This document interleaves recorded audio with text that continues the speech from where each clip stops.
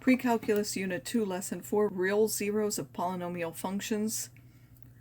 Recall, if you take something called the dividend and divide by the divisor, you get the quotient plus the remainder over the divisor. Or if you were to multiply both sides by the divisor, the dividend, which is the thing you start with, is the divisor. What you're dividing by times what you get is the quotient plus your remainder. So when we divide by polynomials, if we divide one polynomial by another polynomial, we can get the quotient plus the remainder over the divisor, or the original polynomial is the divisor times the quotient plus the remainder. If the remainder is 0, then that would mean that's a factor. So it would mean that the thing you're dividing by is a factor only if that remainder is 0, in which case this would go away and this would go away if the remainder is 0. Two methods, of course, of dividing we took are long division and synthetic division. Long division is for any type of polynomial. Synthetic division is for a linear factor. So I will remind you again of how to do those. So long division, again, you put the dividend, which is this one, and this is what you're dividing by, goes on the outside. Then you're comparing always the first term of this with the first term of whatever line you're looking at. What do you have to multiply 2x squared by to get this? Well, you have to multiply by 2x squared. Then you multiply that by every term there, write that underneath there. So 2x squared times each one of those gives us this. If I subtract this polynomial from this polynomial, that gives me 4x squared minus 5x plus 8. Of course, these are all like terms, so they give us the 4x squared. This one weren't used, so they come down. And then again, I'm going to compare this term with this term. What do I have to multiply this by to get this? It's just 2, so I would say plus 2. I take that 2 and multiply everything here. That gives me this. I'm now going to take this polynomial and subtract this one. That will give us minus 3x plus 6. We know that we're done because this term has a smaller degree than this one. And then when we want to write the results, well, we can write it in two ways. We could take this polynomial and divide by this. Gives us what? It gives us this plus the remainder over the thing we're dividing by. Or we could say that this polynomial is equal to this one times this one plus this remainder. All right, suppose I want to take that same polynomial and I want to divide by a linear term. Now we can do it in the easier way of using synthetic division. We take the associated 0 with that. That would be minus 2. We take off just the coefficients. If there are any that are missing, like this is 4, 3, 2, 1, 0, but if there are any missing, you have to put zeros for the coefficients. Then you leave a blank line, you put a line, and then you do what? You bring down the first coefficient. This one, there's nothing. You multiply the minus 2 times the 4, write that down, and add those. Then you multiply again by whatever's down, that's 20. You write that in the between line, you add those, gives you the bottom line. You multiply those, you write that down, you add. You multiply, you write that down, you add. This is now the remainder. Because this is not 0, of course, it's not a factor. But we can still write the division.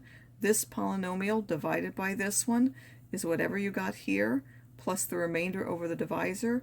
Again, how do you know what these are? This was x to the 4th, so this will be x cubed. This was for x cubed, so this will be for 1 less, which is x squared. Each time it's 1 less. This was for x. This is just a number, and then this last one is set off. It's just the remainder.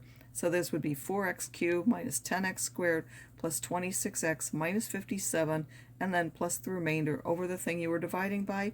Or this function is whatever you had here times whatever you had here plus the remainder. This, of course, was x plus 2. This, again, is that polynomial, and then we would add the remainder to that. The remainder theorem says that if a polynomial is divided by x minus k, then the remainder is f of k.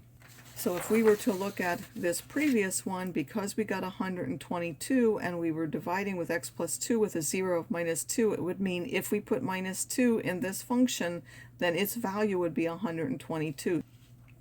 What is f of 3 using the remainder theorem for this? Well, if I take and divide 3 now and this polynomial, again, this is 3, the x squared is minus 5, there's no x, so I put a 0, and then I have a minus 4.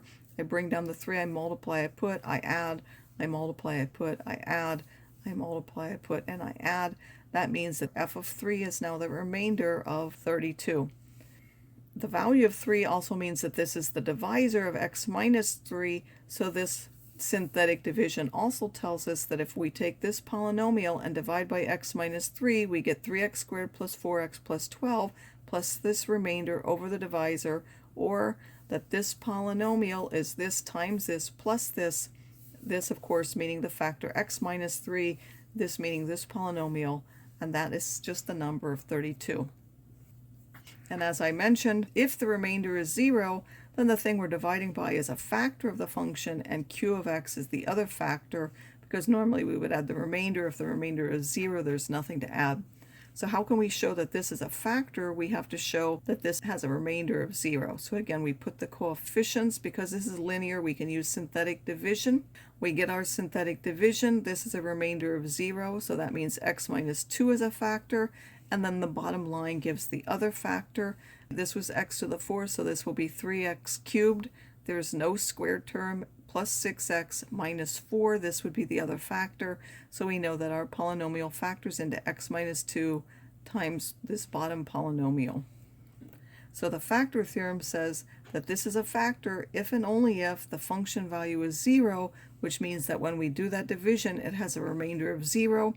So there are all these fundamental connections of a polynomial function. So x equals k is a solution to this, is the same thing as saying k is a 0 of this function, which means k is an intercept of the related graph, which means that x minus k is a factor of f of x. So if we know that this is a factor, what other things do we know? First of all, we know that if we take f of x and divide by x minus 4, it's going to have a remainder of 0. It means x equals 4 is a solution to this being set equal to 0. We know that 4 is what's called a 0, which because it's a real number, it's an actual x-intercept of the graph. And of course, it didn't ask for that, but we could actually do the synthetic division and then find out even further what the other factors are and perhaps even how it factors. So I have shown that here. We know it's a factor, and then this actually further factors, so we could use it to completely factor that polynomial. How can we know what to try? Real zeros have to be either rational or irrational. Assuming that the polynomial has integer coefficients, irrational ones have to come in pairs. So if you have this one, you have to have this one. If you have this one, you have to have this one. So if I knew 1 minus 3 square roots of 2 is a root, 1 plus 3 square roots of 2 has to be a root. If square root of 5 is a root, minus square root of 5 is a root. If 3 plus the square root of 7 is a root, 3 minus square roots of 7 also has to be a root. Rational zeros are more useful because here we have to be told one of the irrational ones, but for rational ones we can figure those out just by looking at the polynomial.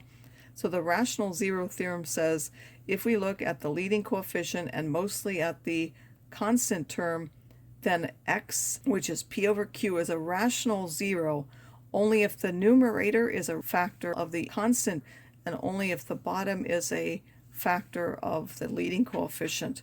So to list all the possible rational zeros, you have to put factors of a over factors of m. So if I look at this, this is a 1. It's not going to give anything in the bottom because 1 is the only factor. So I simply have to look at the factors of this. I want to put the pluses and the minus, plus or minus 1, plus or minus 2, and so on. Those are the factors of 24 with the pluses and minuses. Only integers are possible again because that's a 1 in the front. If we make that a 2 instead, then we have to take each one of those and divide by the factors of 2. 1 doesn't do anything. I will divide each one by the 2. Divide this by 2 gives me a half. Divide this by 2 just gives me 1. Doesn't add anything extra. Take this and divide by 2 gives me this. Divide by 4 gives 2. Divide by 6 gives 3. Divide by 8 gives 4. Divide 12 by 2 gives 6. Divide by 24 by 2 gives me 12. Only these two added extra ones, so that's why we've written them. If I change this and make it a 3, well, now I have to look at the factors of 3, which are 1 and 3. Again, 1 I can ignore because that just gives me the integer coefficients. Now I want to divide each one by 3. 1 divided by 3, 2 divided by 3, 3 divided by 3 gives me 1, 4 divided by 3, 6 divided by 3 gives me 2, 8 divided by 3 gives me this, 12 divided by 3 gives me 4, 24 divided by 3 gives me 8. I only wrote the ones that gave me something different.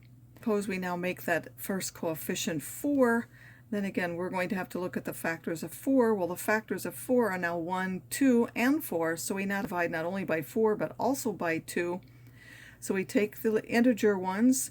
We first divide everything by 2. We'll add 1/2. This adds nothing. This adds 3/2. This gives 2, 3, 4, 6, and 12. So that doesn't add anything. Then I have to take each one and divide by 4. This gives me a 1/4. This would give me a 1/2. This gives me 3/4. This gives me 1. This gives me 3/2. This gives me 2. This gives me 3. This gives me 6. So again, I've written only the different ones. This came by dividing by both 2 and 4. We can also get upper and lower bounds for real zeros. So if we're taking and we're dividing by a positive 0, and it turns out that every number in the last line is not negative, meaning it's either positive or 0, then this number we're dividing by is an upper bound for the real zeros, meaning every other 0 has to be less than that number. If this number is negative or 0, and the numbers on the bottom alternate in sign, where 0 can be counted as either positive or negative. So they go between negative, positive, or positive, negative, then this number is a lower bound for the zeros, meaning all the other zeros have to be bigger than it. Again, this is most useful if you don't have your graphing calculator to look, and you have to simply try all those rational zeros. So suppose we have this function, and we try -3 as a 0. Again, we know -3 is possible because it's a factor of this. So suppose we try -3, and we find that this is -48. Now it's not a 0, but it still gives us information because this is negative and these are alternating signs. We know that every other 0 has to be bigger than this. So since these are the possible ones, we know that anyone smaller than this is not possible. So we would not have to try -4. We don't have to try -6. We don't have to try -8. I'm not sure why I didn't put -8 there.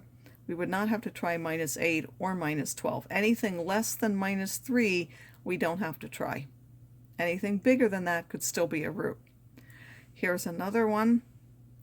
We have this. It says list all the possible rationals of 0. So again, I put the integer ones, which are the factors of 70, and then I divided each one of those by 2 to get these additional factors. If you graph it and what roots are suggested, so it looks like it crosses through 1 and -5 and possibly these, but you would try the ones you're most sure of first. So you would get 1 and find that yes, it is a 0. Then you would continue because it was a 0. You want to continue from where you left off and check the next root. That one also is a 0. And now you're left with a quadratic. So now you can simply check the quadratic and you would solve that and find that x is really minus the square root of 7 and plus the square root of 7. So it's not this. That may be close to this, but it is not these rational ones. They turned out to actually be irrational zeros.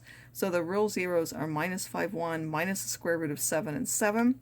In factored form, then, you take x minus each root, and then you also have to make sure you put out in front the leading coefficient.